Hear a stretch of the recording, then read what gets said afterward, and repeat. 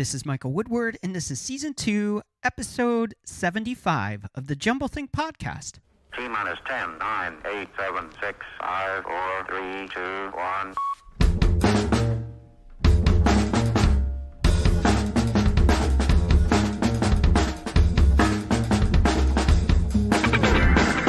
Welcome to the Jumblethink Podcast, where we interview amazing entrepreneurs about their journey of turning dreams and ideas into reality.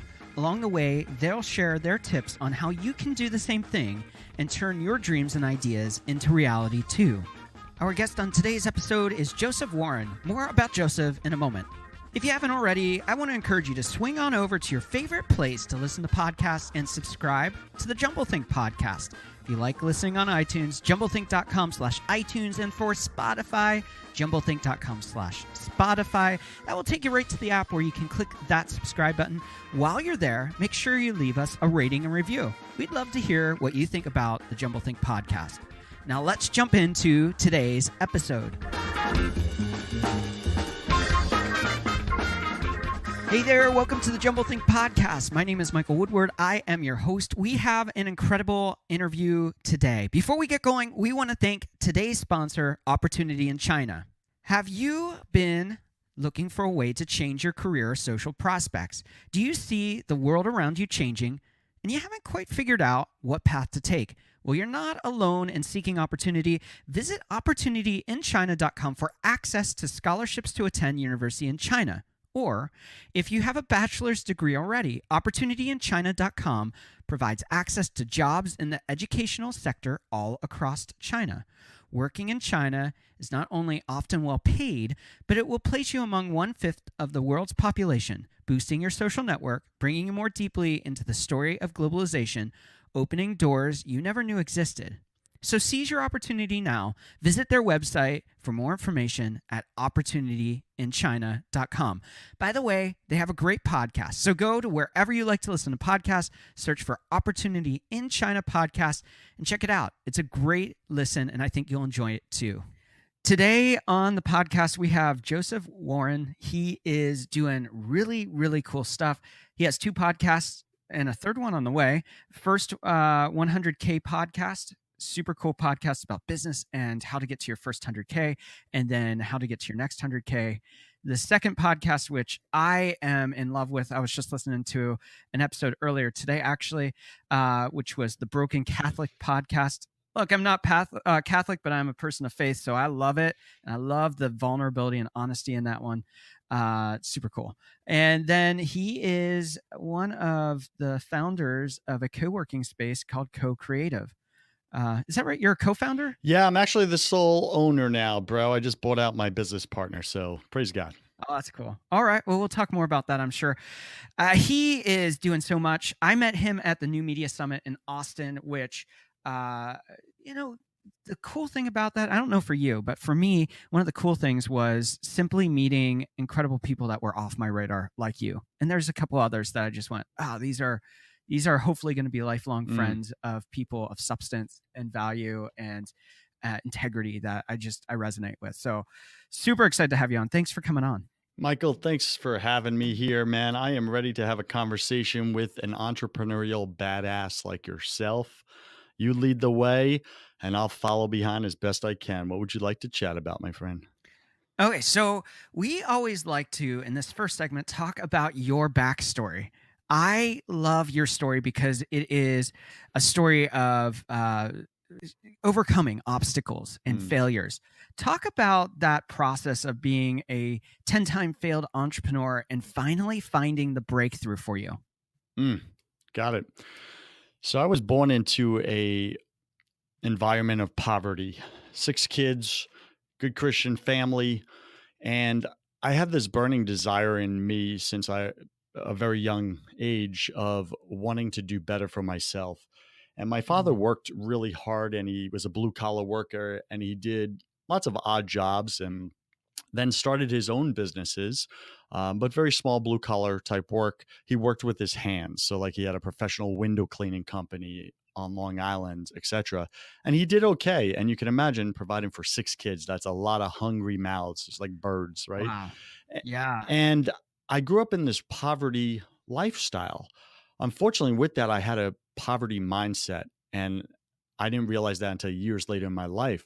However, I had this hunger, and I did all the basic jobs I think that young guys do. I worked at convenience stores down the street. Just small little dead end jobs, Yeah. but it wasn't fulfilling something deep inside of me. I was like, I made an unconscious decision at a young age. I wanted three things with my life. I wanted it to be different. So I wanted these three things. I wanted to be happy, I wanted to be healthy, and I wanted to be wealthy. It was like very Mm. clear, very simple. It wasn't specific as to what's the vehicle. So I just grabbed at whatever was in front of me. And I remember answering an ad in the paper when I was, I want to say 18 years old, going on 19.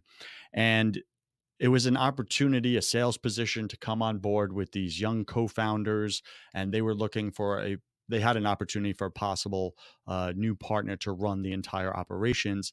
They were looking for a biz dev guy to go out there and Yeah. sell, sell, sell. Well, I was hungry, I was motivated, and I just wanted an opportunity. I was the ideal candidate for that. And with their business minds, they created the business model. They had the resources, the money, the backing. And I had the drive and the personality and leadership, and people just followed me. With our forces combined, it was a professional fundraising company for national nonprofit charities. And within 12 months of me coming on board, we built it up to over $2 million in revenue. And we were Wow. like, what the heck did we just build? And I built up this team Yeah. of 50 people out on the streets raising money for these great children's charities because they suck at raising money for themselves. So I went out as the for-profit arm. We did all the dirty work of getting the donations. And then our motto was we charge a transactional fee for our services to pay for our staff, our Yeah. overhead. And we grew, and we ended up growing that into multiple multi-million-dollar locations across the United States.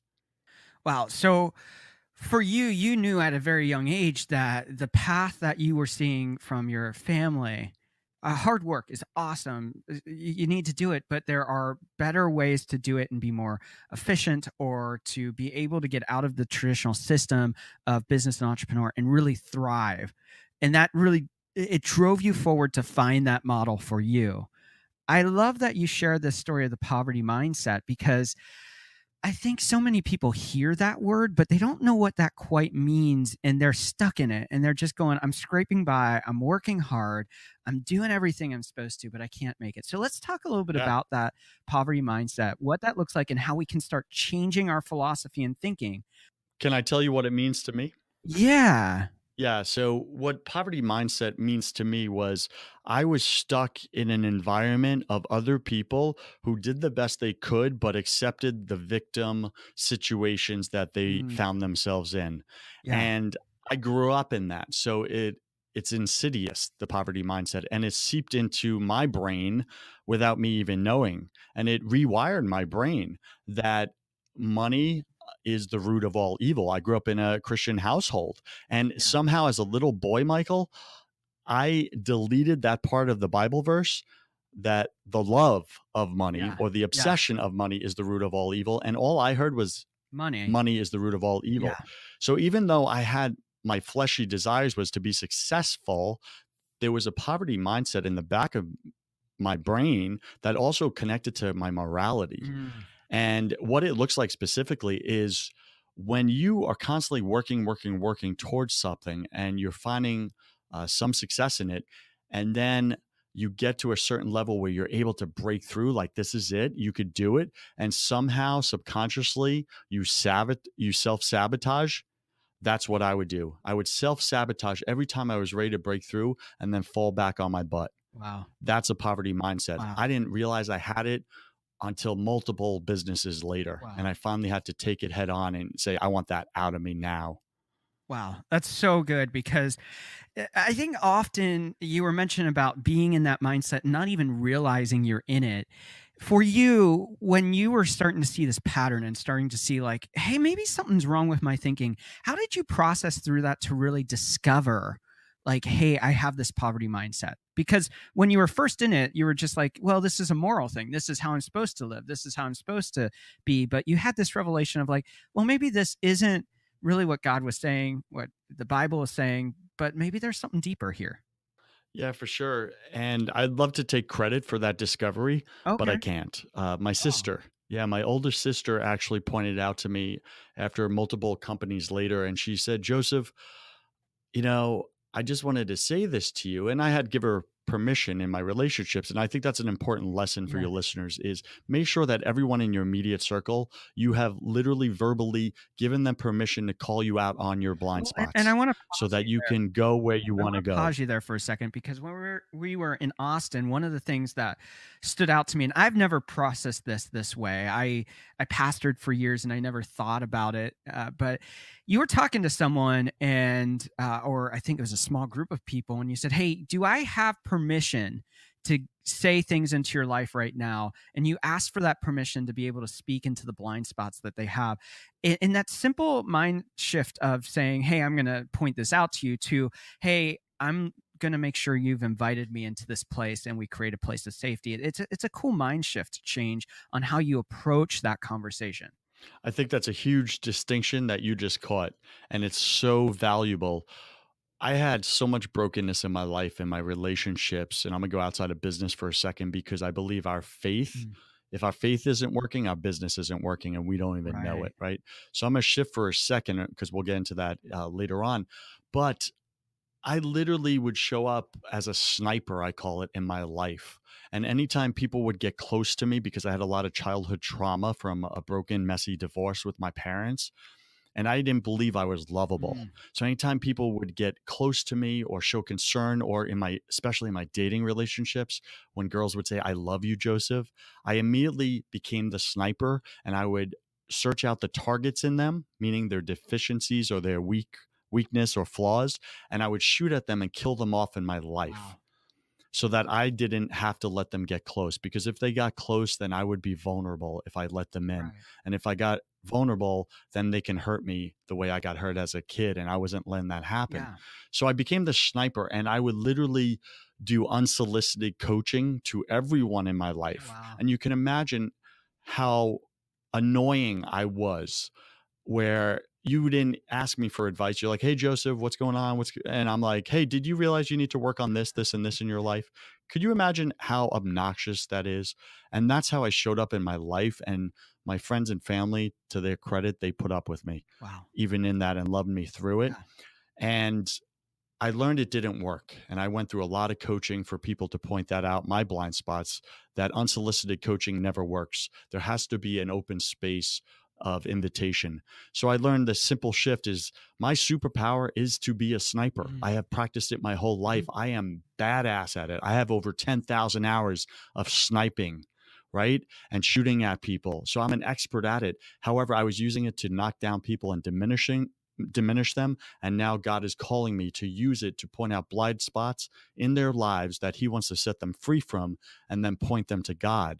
And that was the game changer. So I've learned, ask permission. Hey, are you open to coaching right now in this area that you're complaining about? So anytime someone complains, that's my trigger. Mm, They complain about some area of their life that's not working. yeah. I say, would you like coaching in this? Yeah. Yeah, actually I would. Great. Just so you know, I tend to be a sniper, so I come in fast and hard and it's normally painful, but I promise you, you'll have a breakthrough in this area. Is that something you want? And they're like, yes. As soon as they say yes to me, Michael, it's on. That's so good. I want to now jump back. You were talking about. I know we took a kind of a bunny trail off of that conversation. So Sure, let's buddy. let's go back to your sister sits down with you and says, "Hey, Joseph, I can I share something with Mhm. you? I'm noticing this." Yes. And she did that. She asked permission, and you invited her into that conversation. Let's talk about that Yeah, conversation. for sure. What was that like, and how did that set you on that transformation of moving past the poverty mindset and into the true identity and mindset of what money management, what true success looks like? Yeah, for sure. So I would say I never verbally gave my sister permission to like call me out, but she loved me enough to Yeah. push through my own BS. And she heard me Mm, complaining at that okay. area of my life that time. And she just said, "Hey, can I say something to you?" And I was like, "Yeah, sure." And I've always been coachable. Like, tell me what to do, man. I got the drive, I got the hustle, but tell me what to do. So she stepped in with that, out of love. And she said, I've noticed that you've had all these businesses and I've noticed a pattern. And I don't know if you see it or not, but the pattern is whenever you get right to that level of success that you are hoping for at the very beginning that you said you were going to get, somehow you self sabotage and make it all crash and burn. Wow. And I was like, that stung, right? That stung to hurt. Yeah. And I Yeah. immediately wanted to get defensive and no, it's this, it's them, it's blame and all this other stuff. But I ended up sitting with that. And I really had to just sit back and take ownership of the messes I've caused in my life and take ownership of my mindset and said, well, what if it is possible that what she's saying is true? If it is possible that I have a pattern that she sees and I don't, where I self-sabotage? Okay, I need to know what that is. So that opened up the door of discovery where I was able to then start targeting, use my sniper on myself, right? And start targeting that area in my life that wasn't working. And through coaching and other people that were able to really pour value into me, I was able to remove that. And I could go into some details if you wanted.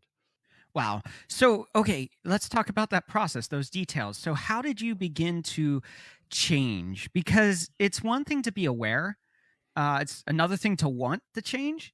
And then it's even more to then become a strategist on then setting yourself up for success.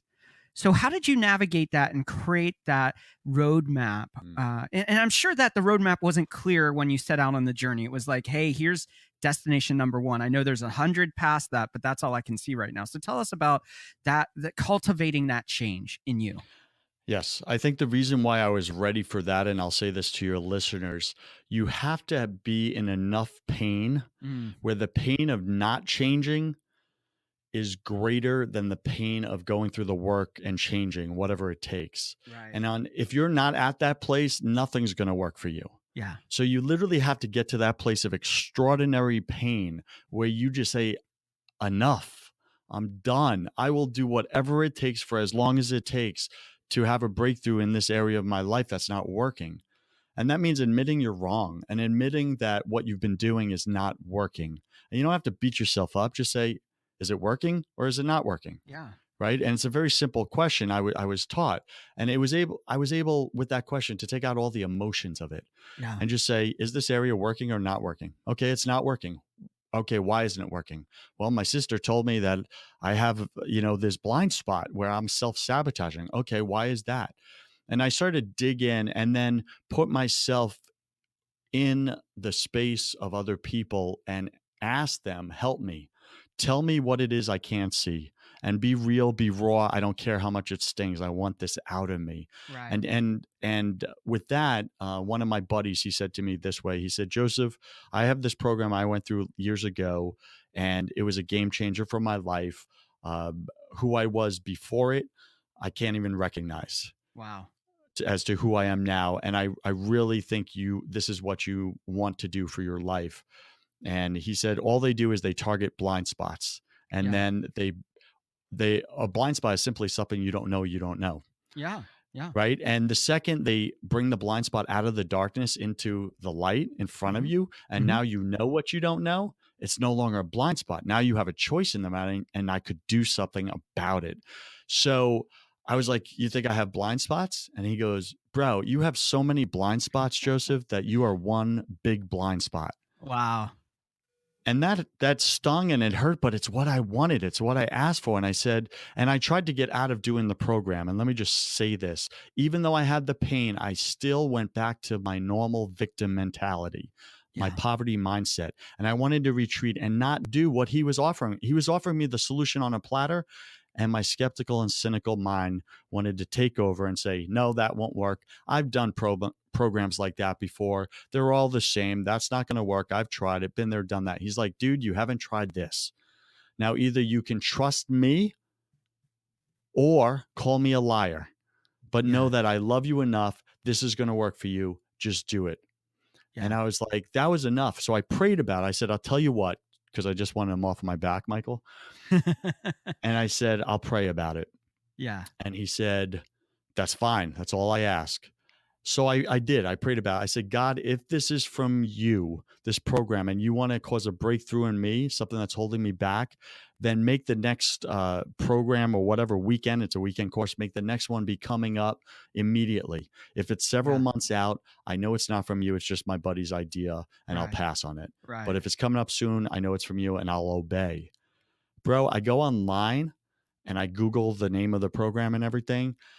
And the next one was in Tampa, 5 minutes from my house that Friday. It was Tuesday. Wow. And I was like, oh, snap. So I just pulled out my credit card and I said, yes, Lord. Yeah. And I just committed, even though I had one of the worst schedule weeks that week. And I committed. I didn't know how I was going to clear my schedule. But once you declare, and this is for your listeners, if you want to have a breakthrough in your life, step one, get to enough pain where you're ready to do whatever it takes. Step two, give people in your life permission to call you out and call out your blind spots. Step three, declare that you're going to do something about it. Declare the action. And the way you declare is through action, right? So declare it out loud verbally. And then step four, I would say, is take the action. So taking the action was me swiping a credit card, even though I didn't know how I was going to work it out. Yeah. But the how shows up after you say yes. Yeah. Step of faith. 100%. Yeah. Super cool. We're going to go so much deeper into this and more into business and relationship and also faith in our second segment with Joseph Warren of the First 100K podcast, Broken Catholic podcast, and the owner of Co-Creative co-working spaces in Tampa, Florida.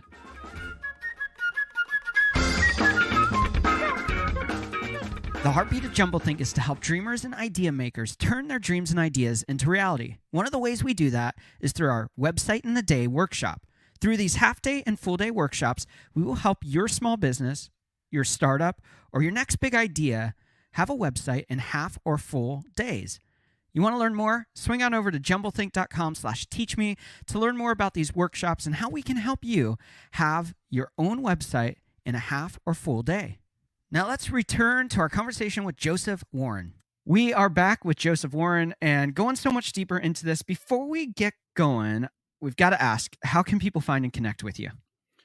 Absolutely. If you're on Instagram, it's Real Joseph Warren on Instagram. That's Real Joseph Warren. I have two podcasts. One is entrepreneurship. It's called First 100K on iTunes or Stitcher. First 100K, like your $100,000. And then the second one is Broken Catholic. You can find me there. That's also on iTunes and Stitcher. And my main website is josephwarren.net. That's Joseph, Joseph, Warren, WARREN.net. And we'll have all those links in the episode notes, making it super easy for you to just click and check it out. Okay, so we've had an incredible first segment with you. It was so fun sitting in Austin and talking about faith and business and in a place that was really open to it, whether people were believers or non-believers. There is the dumbest lie I've ever heard, and I know you believe it too. It's this whole thing of that we need to be compartment people. I've got my business life, I've got my faith life, I got my family life, and they've got to be segmented. It's a stupid lie. You are impacted by this place and transformation in your own life of faith and how that impacts how you interact with people, how you run your business, and just this journey of faith. So let's talk about faith and business and why we need to stop segmenting them and saying, well, here's my faith life, here's my business life. The two shouldn't commingle. Why shouldn't they? I think it doesn't work. I've tried both. Yeah. And it doesn't work. I used to try the work-life balance. You hear that all the time. It's BS. There's no such thing as work-life balance. It's work-life integration. I heard that from Tony Hsieh, CEO of Zappos Shoes online. And I really kind of sat with that. And I was like, work-life integration, what does that actually mean? He means they both need to coexist. Right. So that you show up authentically, right? So you're not split down the middle. And it wasn't until recently I really got that. And it's all come together full circle. Now, let me give you the first half. I lived the first half of my life pursuing other gods other than the true God, the Christian God. Yeah. And I made success money, and pleasure my gods. And I pursued them viciously, and I did well. And I got them. I got everything, Michael, that society tells me as a man you want. Right. And I got it. I got the women, I got the cars, I got the money, I got the lifestyle. And I was able to take off for 5 years and just semi-retire and party. And I partied rock star style for 5 years. So if you're a Christian listening, think about the prodigal son story in the Bible. Yeah. Yeah. Hi, that's me. I literally took my father's inheritance and I went and I squandered it. Yeah. And I did it for 5 years because I'm a very slow learner. Wow. And I had everything, dude. I had the money, all that stuff. And I was the most miserable in my life. I was highly depressed. I was borderline suicidal. I was in such a dark place. And you would never know it from the outside because I was out 4 or 5 nights a week partying and spending money. And I had all the people around me who liked the money. And I thought I was living, I got what society said is real. They Right. promised it. I went for it. I worked 110 hours a week in my business. I got it. And it was all a lie. And I was like, what? And I didn't want to come to own that it was a lie and that I was wrong. Right. And I had spent all those years wasting and pursuing a lie, right? I didn't want to take ownership. So it's taken me so long to get to the other side of it and now I do want to say that God was not in my life at that time. Right. I literally, that was my atheist years for 5 years. Yeah. And God was still present and he spared my life where I was almost murdered twice in those time periods. And he spared my life even though I had totally turned my back on him. And full circle years later, I'm now at a place where I'm really getting money doesn't motivate me anymore. Right. Right. Like it just doesn't drive me. It's necessary. It's cool. And you may be thinking, well, Joseph, that's easy for you to say. You have some, but I'm struggling with my finances. Yeah, I get it. So did I. Yeah. Right. I've been on both sides. I know what that feels like. And what I'm saying is if you keep pursuing the money as your God and you're like, no, I love God. I love God. Well, then I'm going to ask you, how much time a day do you spend with him? Right. And how much time a day do you spend with money or Right. in the pursuit of it? That's your God. Right. Pick one. So building faith into your business is the new thing I'm moving forward with. And this is why I have an entrepreneur business podcast and I have a Broken Catholic faith-based podcast. And I show up equally in both. So on Right. Broken Catholic, I'll talk about all the Christian stuff and faith stuff and God and what God's done in my life, what he wants to do in yours. And then I'll even talk about some business and entrepreneurship. And I close every show with, hey, I have another podcast, called First 100K. Let's talk about the business side because the two must go together, Yeah. right? You can't show up in your business if you're not showing up in your faith. Right. You're showing up inauthentically. And one of the things that I think is really cool is that in our society right now, the big words are authenticity, and then you hear persona, and you hear about showing up in the world, and so much of that is steeped in lies. What I love about your journey is that you really operate as an open book. You have the podcast, you have your businesses, but you are really accessible. You're very approachable. You've even started this thing called the Daily Holy Hours, where you open up your devotional time so others can join you, keep that accountability, and say, hey, this is the foundation for how I want to start my day, how I want to build my life. Tell us about that habit and that part of your life that sets the tone for everything else you're doing. I'm so glad you brought that up because here's why. I had a major breakdown in that just recently. I did not want to share my devotion time with others. Why? Because it's private. Yeah. Right. Yeah. And I connected it again to the Bible where, Jesus says, like, go in the quiet space and speak with your heavenly Father. Don't showcase it out to everyone. Yeah. So when I was challenged to record my daily holy hour, and a holy hour is simply this, is spending 60 minutes or 1 hour a day in quiet, in silence with your creator so that he can speak into you about you, how he sees you, about him. Right. About your life and his plans for you.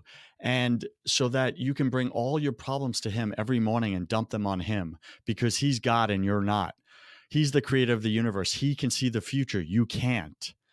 And like that was a game changer for me. And I did that an hour a day for 8 months, bro.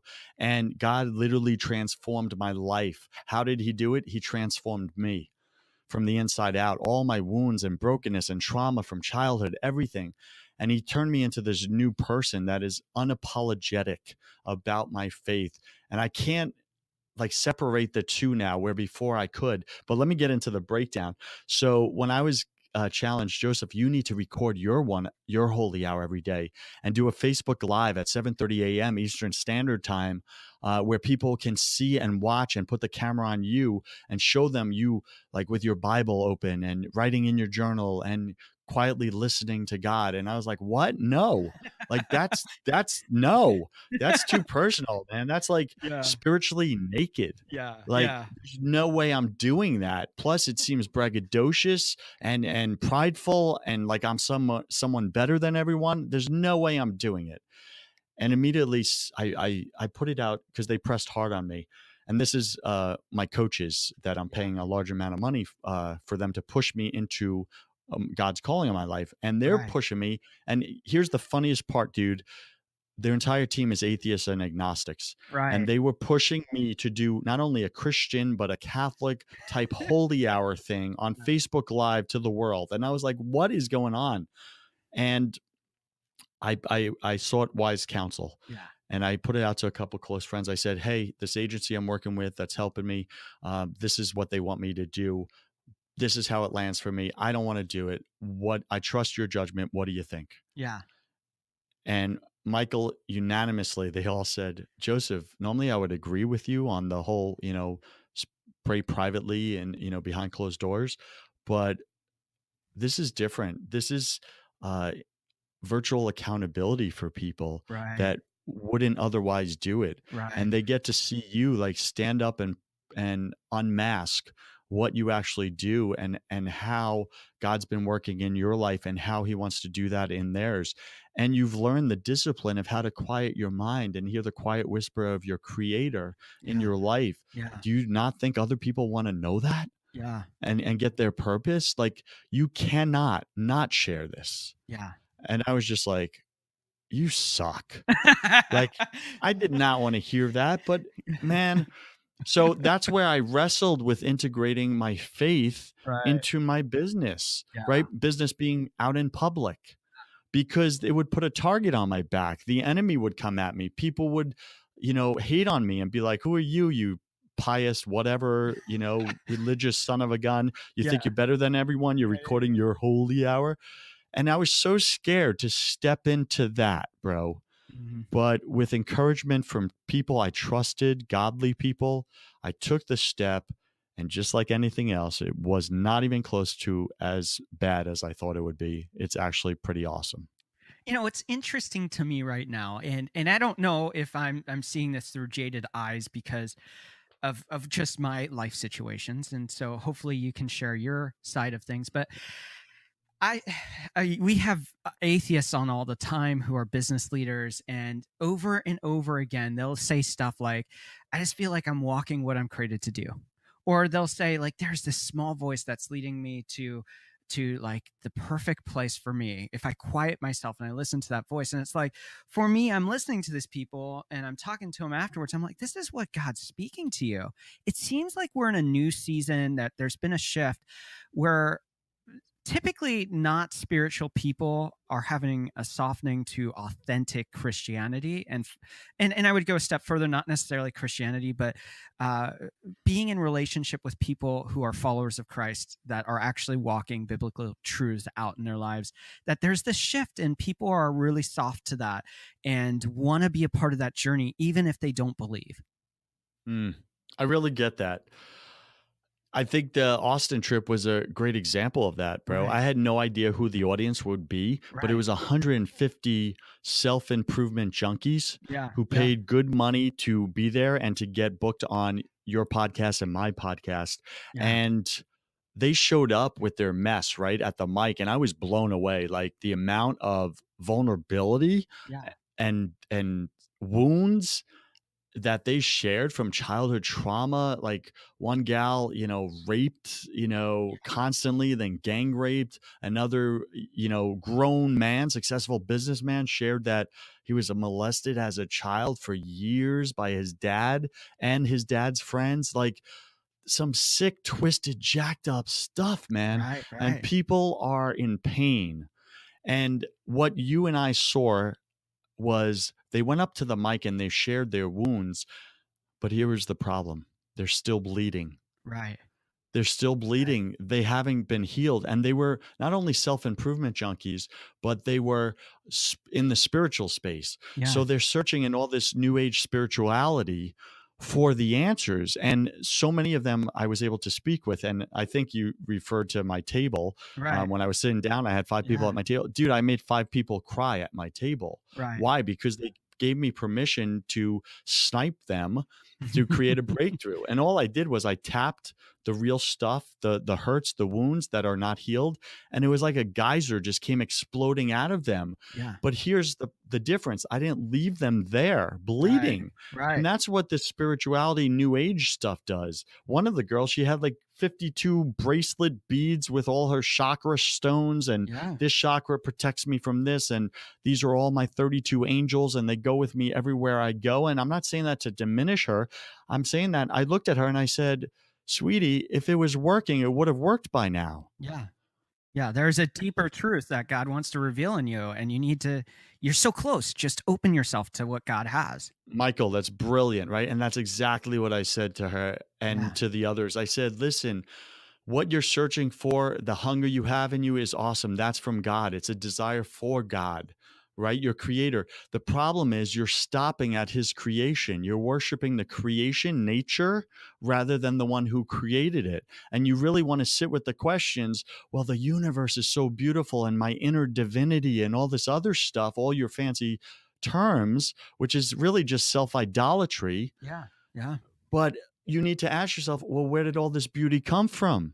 Yeah. Like what created it? Like if you look down at your smartphone, and I said this to them, you look down at your smartphone, you wouldn't give credit to your smartphone for how brilliant the technology it is within it and say, wow, smartphone, how did you create that? You're like the awesome universe within you is just amazing. And please spill your universe into me and I'm one with you, smartphone, and vice versa. No, people would look at you like dude, what are you, crazy? Like Yeah. that smartphone didn't create itself. Right. Steve Jobs created that. iPhone created that, right? Apple computer created that. There's Yeah. an intelligent designer behind intelligence, Yeah. right? Yeah. So why are you any different? You're so much more beautiful and intelligent than any smartphone or computer on the planet. And I was like, just step right through. You have a heavenly father. And this is where I made him cry. I looked him in the eye and I said, you have a heavenly father who 100% loves you. Yeah. And he is fascinated by you and Yeah. he's in love with you and he wants to give you all the plans for your life, but he can't do it unless you give him permission. So good. I want to tie this back into business. We are a business podcast, but I think there's a lot to tie back this entire conversation to that. Simply put, how has integration of faith and the vulnerability of sharing your faith impacted your business today compared to how you approached it before? So I would say a lot of this is very new, just to be very transparent with your audience. This Yeah. is new for me. I am literally in the transformation stage of bringing faith into my business unapologetically. Now, I've done it in soft ways in the beginning. 5 years ago with my co-working space, Co-Creative, I made God the CEO of the company from day one. And I said, God, you're the CEO. I'm going to show up as your employee, literally. And you just tell me what to do. I honestly don't want to figure all this out. Right. Like you guide the company. And that's why I named it Co-Creative, because he's the creator. He gives us co-creative abilities as his sons and daughters. Yeah. So that's where the name came from and everything. But that's about as far as I went with bringing God into my business. And it wasn't until recently that I'm starting to integrate it unapologetically. And it was by getting the wise counsel of others and people pointing out my blind spots. Well, Joseph, you're saying you're standing for this, but that's not actually how you're occurring in the world. So you may want to do this and change this and put this on your LinkedIn profile and put this on your Facebook and unapologetically just put out, this is who Joseph Warren is. Yeah. And the only way he got here is because God did something. Yeah. God gets the credit, and God wants to do something for you. So when I was able to remove me out of it, and it wasn't, oh, let me like promote Joseph, and glorify Joseph, it opened up a lot. It opened up a Yeah. lot. And even though I'm at the early stages of it, I could say tangibly what's happening. For instance, I'll give an example. I had a lady, she's some executive at some large Fortune 100, 500, whatever, reach out to me on LinkedIn. And she said, Joseph, I don't know you, but I saw on your LinkedIn profile, it says building faith into your business. And I wanted to ask you, how do I do that? So she asked, how do I do that? How do I build faith into my business? So that's like somebody on the other side of the planet that reached out to me working for this large corporation that says, I saw something that hit a heartstring in me about God and my business, and I want to integrate the two. How do I do it? How do I stop living this duality where I'm a Christian on Sunday, I go to church and I nod my head up and down with everything my pastor says, and I go, yes, I believe that. I believe that. But then on Monday, I have spiritual amnesia, and I literally show up in my business and it's cutthroat and it's corporate ladder and it's step on people, climb to the top. Whoever gets the top wins, all this stuff. And I just forget everything until next Sunday. Yeah. Like, how do I integrate the two? Yeah. And I said, it starts with this. Literally say a prayer tonight. Say, Father, I want to bring you into my business. Yeah. I don't know how to do that. Yeah. Show me how to bring you into my business. Yeah. Yeah. It's simple prayers like this where your Heavenly Father shows up and he'll put things and people in your life in the next week that will show you and create new possibilities for you to bring him into conversations in your business. Yeah. So good. So good.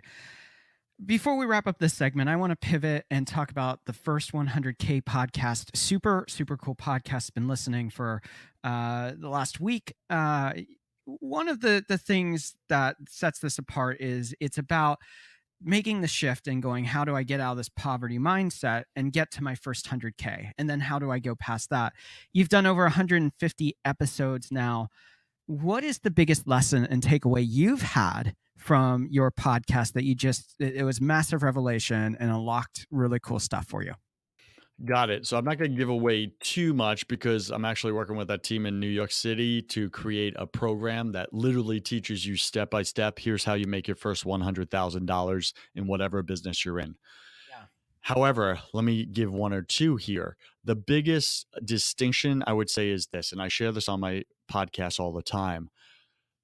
I believe that the number one reason that small businesses fail, over 80% of them, it is not because of lack of funding or lack of X or lack of Y. It has nothing to do with that. The number one reason why small businesses like yours are failing or are struggling to make their first 100K is because of isolation. Wow. That's powerful. It's isolation. It's because you're literally sitting in your home office, bouncing ideas off the mirror and thinking you're brilliant. When reality, people can say, no, actually, I don't like that idea, or no, I don't think I would buy that product. Right. And you're not bouncing it off people because you don't want to be wrong. Yeah. So I would say the first action step, join a co-working space in your town, in your city. That's not to promote mine, but that's why I started a co-working space, literally to help people get out of isolation, the home office isolation, because you can't figure out everything by yourself. It goes back to what I said earlier with blind spots. You don't know what you don't know. That's right. Right. And joining a co-working space puts you in an environment of other people who have the exact same struggles as you. Some of them are a few exits past you. And you could say, hey, how did you get to the next exit?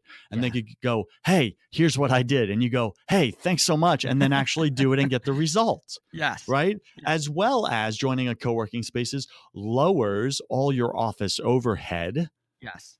Right. And gives you the credibility that you need as a small business so that you don't show up on Google working out of a residential house because people are stalking you when they look up your type of business. Don't think they don't know you're working out of your home. They are. And you know what's crazy about it, they're never going to tell you, and you're never going to find out because they're never going to call you, and you miss those leads. And it's what you don't know, you don't know. Yeah. I think it's really powerful. I love co-working spaces. I was just at mine in New York City yesterday with client meetings up there. Big fan of them. If you're in Tampa, you definitely need to check out Joseph's spots. They're super cool. All right. So we talked about your podcast. We talked about a lot of stuff. One of the things we didn't talk about, I want to mention, is that you have a new course on the way, the do's and don'ts of being a good Jew, Protestant, or Catholic. It looks super cool. I can't wait to check it out once it goes live. Remind people again how they can find and connect with you. You got it. So my main website is josephwarren.net. I'm going to be doing an overhaul on all the rebranding there. And then I have two podcasts. The faith-based is Broken Catholic. You could check that out at brokencatholic.com or just Google Broken Catholic Podcast or search it on iTunes. The same thing. You could take those action steps for my entrepreneur podcast, First 100K. And that's where I interview successful entrepreneurs about how they made their first $100,000, because I believe 90% of you entrepreneurs are struggling to make your first 100K, but you're pretending you're not. You're pretending on your social media by showing the highlights of your life. And look at me, look at my fancy car, look at all this stuff. Meanwhile, you're going home broken, alone. And you need to get real about it so that you can actually have a breakthrough. So you could find First 100, that's first100k.com there. And I think that's it. And then on Instagram, it's Real Joseph Warren. Real Joseph Warren on Instagram. Very, very cool. We'll be right back with rapid fire questions with Joseph Warren.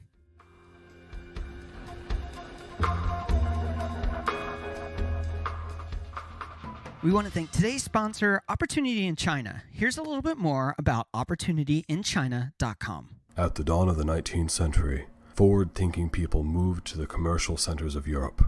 Moving into the 20th century, America welcomed millions into the land of freedom and opportunity. It is now the 21st century. Many of the successes and fortunes of our generations will be made in China. To learn how you can seize opportunity in China, follow the Opportunity in China podcast. The Opportunity in China podcast is available anywhere podcasts are streamed, or you can visit our website at opportunityinchina.com. And now our rapid fire questions with Joseph Warren. We are back with Joseph Warren doing our rapid fire questions. Joseph, are you ready for our rapid fire questions? You know, if I was ready, they wouldn't be rapid fire. So let's go.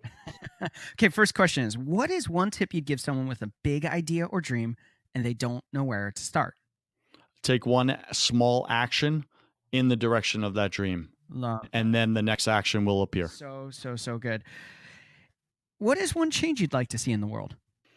I'd like to see people start building faith into their business, Christians especially, so that they show up as living witnesses of what Christianity is and why it's so necessary in your life. And without it, life is empty and meaningless. What do you want your legacy to be?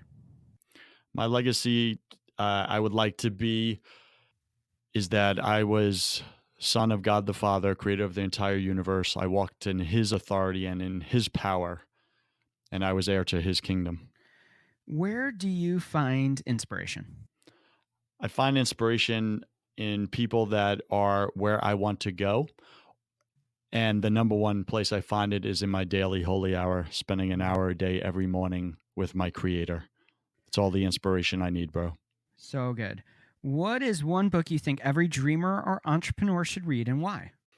You know, I'd love to say I don't read that much, and it's darn ridiculous. All right, entrepreneur, dreamer. You know, I'm just going to do it. Faith in your business.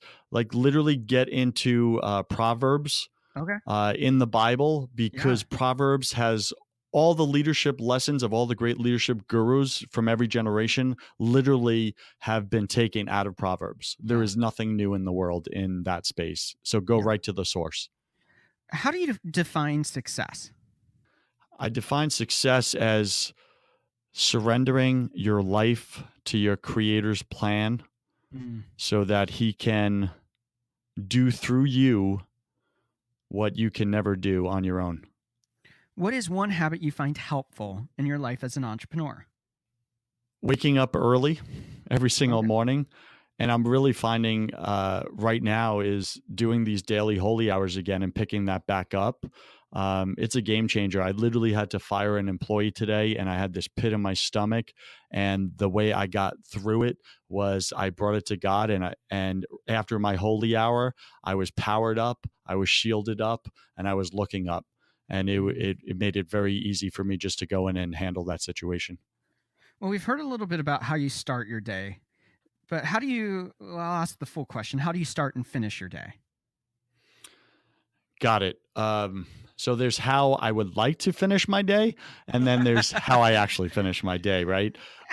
So the way I was doing this thing where I was kind of shut my brain off after the workday, and I would just do a little Netflix, 1 or 2 episodes of some show or whatever that I'm watching. And it was literally the worst thing I can do, right? Because I'm filling my head with the noise of social media or Netflix, the noise and concerns and worries of the world. And then I'm going to bed with that, right? So now my subconscious brain goes to work to get me more of the very thing I just went to bed with, because that's all it does. And my sleep quality was averaging 50%, and I have an app that tracks that.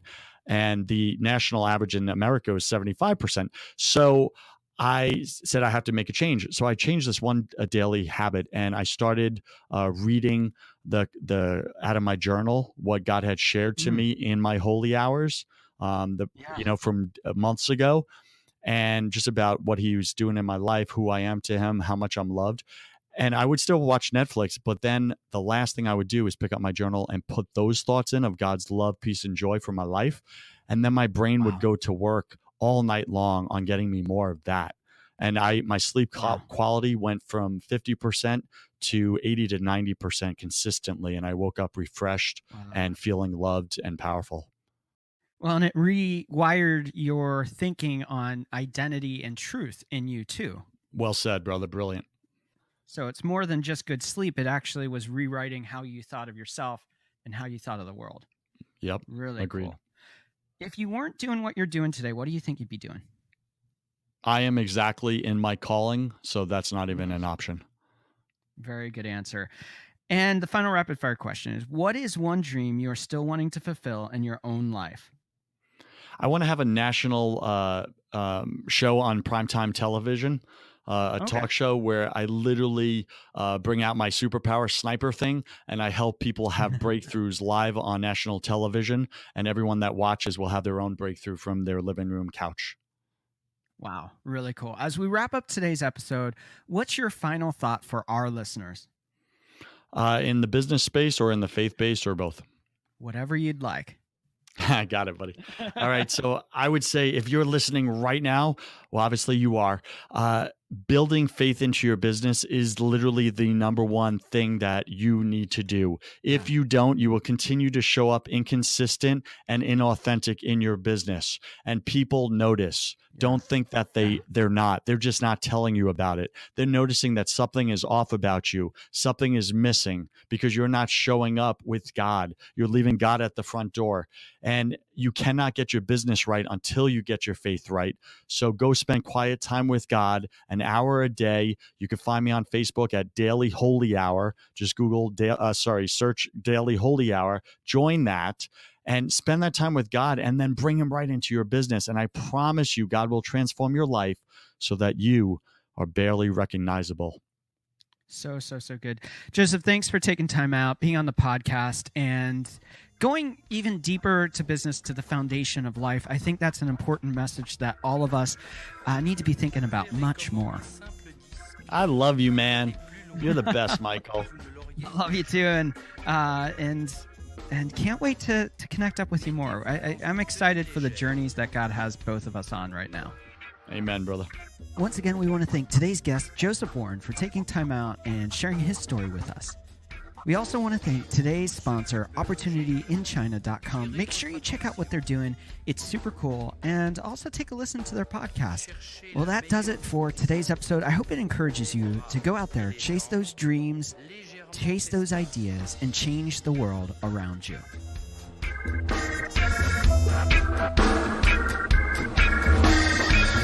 Étirez-vous doucement, mais complètement.